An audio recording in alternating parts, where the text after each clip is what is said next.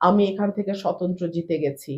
ওনারা কোটি, কোটি টাকার লেনদেন করেও পারেন নাই। এখানে গুন্ডা প্রকৃতির একটা লোক উনি এই হিসাবেই এভাবে এলাকায় এভাবেই পরিচিত। সেই লোকের নেতৃত্বে কিছু উচ্ছৃঙ্খল ছেলেপেলে তারা গিয়ে হামলাটা চালায়। এটা তো ওদের একটা পরাজয়, মেনে নেওয়ার কষ্ট আছে। আমি এখান থেকে স্বতন্ত্র জিতে গেছি। ওনারা কোটি, কোটি টাকার লেনদেন করেও পারেন নাই। আ ব্যালট স্টাফ করেছেন। উনার ছেলে সেনাবাহিনীতে আছে, সেই পরিচয় ব্যবহার করে নানানভাবে চেষ্টা করেছেন। কাজ হয় নাই। সো এসব নানান আছে তো। আজকে আইন শৃঙ্খলা একেবারেই vulnerable আইন শৃঙ্খলা পরিস্থিতি নাজুক।